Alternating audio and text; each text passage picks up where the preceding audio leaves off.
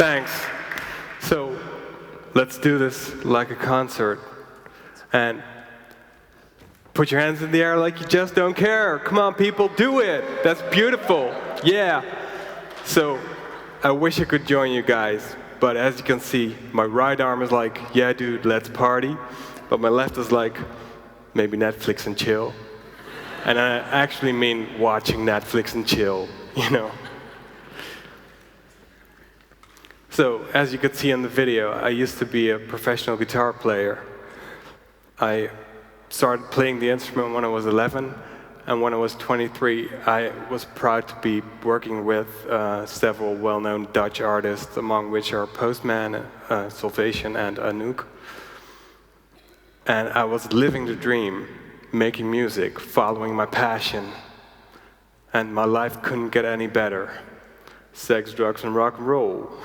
Yeah, you know what I'm talking about. Until May 10th, 2007. When I came home from a concert, I went to bed, and I was woken up by the fiercest headache you can ever imagine. And I don't mean fierce like Beyonce. No, it was literally like somebody was hitting me in the face with a sledgehammer, which is not a good look for me. And I thought it must be stress, and a handful of Advil and a good night's rest would do the trick. But within 30 seconds, the whole left side of my body was paralyzed, and I couldn't even get up anymore.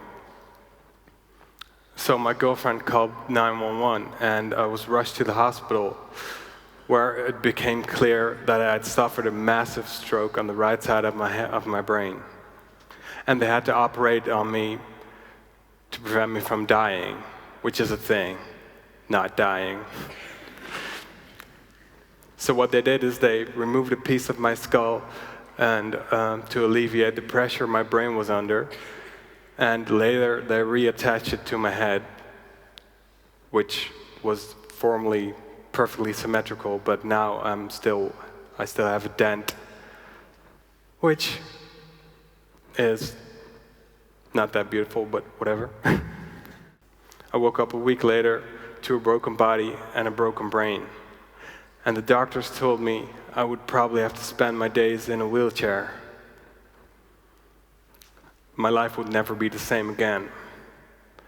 Never again would I be on stage doing the thing that I loved most.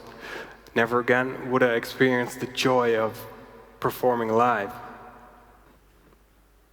Then, after a month in the hospital, they tried to make me go to rehab. And I said, yeah.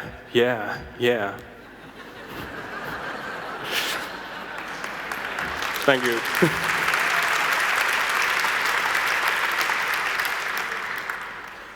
And that's when I had to learn everything you normally take for granted all over again.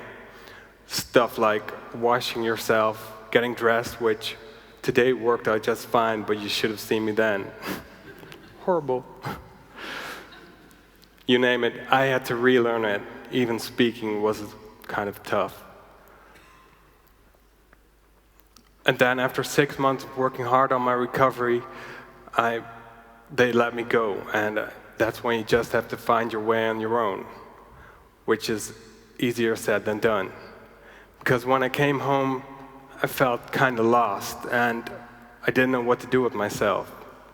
I didn't have any purpose. Felt useless.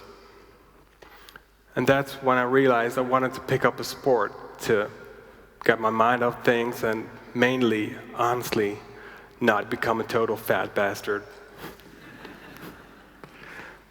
So I decided to go with swimming, which, because running is no longer an option. It would probably take me 3 days to finish a marathon. So I joined a club for handicapables like me, and I started training. But at one point, I wanted to swim a bit more fanatic, and my eye was caught by an invitation to an open water swimming event called Rondje Noordereiland, which is an island in the River Maas, which runs through our beautiful city. And it's a 3K open water swim. people thought I was crazy. They were like, "Did you have a stroke or something?" But the thought of me being able to challenge myself to a 3K open swim with only using one arm and one leg really got me excited. It made me feel alive again. So me and my buddy Arno, we trained for 1.5 years and eventually finished the swim. Yeah, thank you.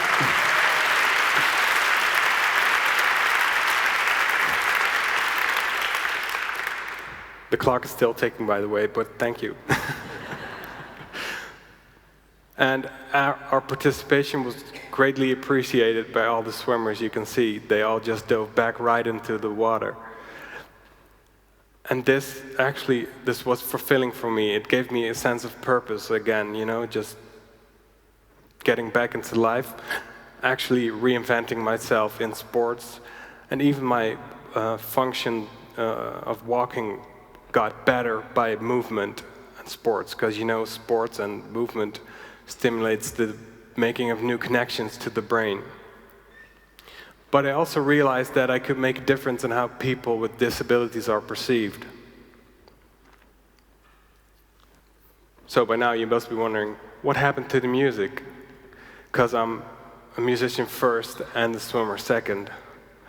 Well, I needed to find a way of making music again without the use of a guitar, which was kind of hard, because I put my 10,000 hours in, to master it.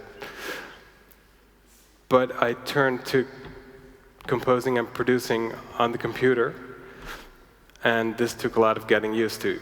But by now, I have my own company with which I make music for all kinds of media. And recently I started booking live music for 2 venues, which is a great feeling because I get to offer the stage to a new generation of artists. It's really cool. You guys are really, you want to clap, right? It's cool. 4 minutes to go. But you remember how I started this talk by saying I had a stroke on the right side of my brain? Well, incidentally, the right side is considered to be the more musical side of the brain, and the left side is more responsible for language, which is not a good thing if you're a musician. But still, I compose and produce daily. I listen to music 24/7. In essence, I am music. And I wanted to make sense of how this would work, because, seeing that this half of the brain is for the musical stuff, wouldn't it seem impossible to get back into music somehow? Right? So I wanted to make sense of this all, and I went into an MRI scanner, and this is what my brain looks like now. So you can see the right side is almost totally gone, which is pretty gruesome. And it made me, this picture always makes me think of Dark Side of the Moon by Pink Floyd. And during the scan, I listened to music. So what you see here is the activity that's going on in my brain when I'm experiencing music. So we carefully assumed that left had taken over the musical functions of the right, which is really cool. So my brain was essentially reinventing itself in order for me to make music again.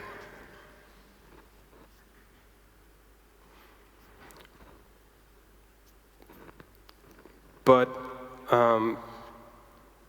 thinking back of my life as a guitar player, sorry, I'm fucking this up.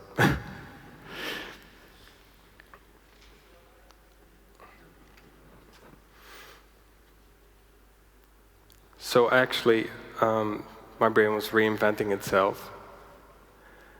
And, I've always felt that there must be more to it than just a head full of air. Until recently, I had the chance to make a so-called brain fee, which is a selfie of the brain. And what they do is they make a scan of your brain activity based on electromagnetic energy.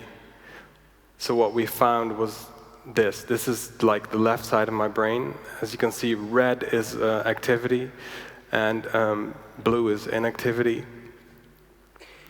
This looks rather normal. So what would you guys expect? Show of hands, what kind of activity will we see on the right side where there is no physical brain matter? Would you expect activity? Raise your hands. You would? Or no activity? Remember, there is no physical brain matter. And this is what we saw, so it's totally red, which is amazing. It's shocking to see that there's no physical matter and there's still so much activity going on. Well, thinking back of my life as a guitar player,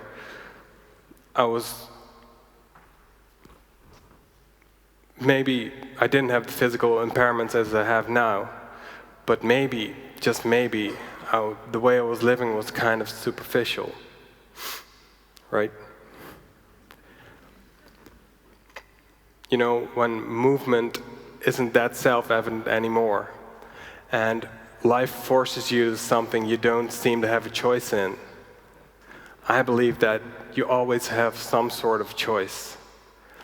As Chinese philosopher Lao Tse once said, when there's a stone in your shoe, you can totally become that stone.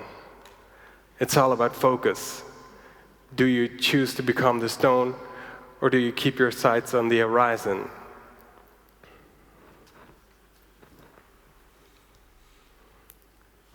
It's all about making choices we make on a daily basis. You know, what my disability has learned me is that you can still choose. And in fact, you make these choices every day. Do you choose to let limits define what is possible, or do you choose to explore new paths, essentially reinventing yourself? In the end, you guys are the only one that can choose for themselves. And as for me, I've got half a body and half a brain, but more than ever, I'm a complete person, living the dream. Thank you.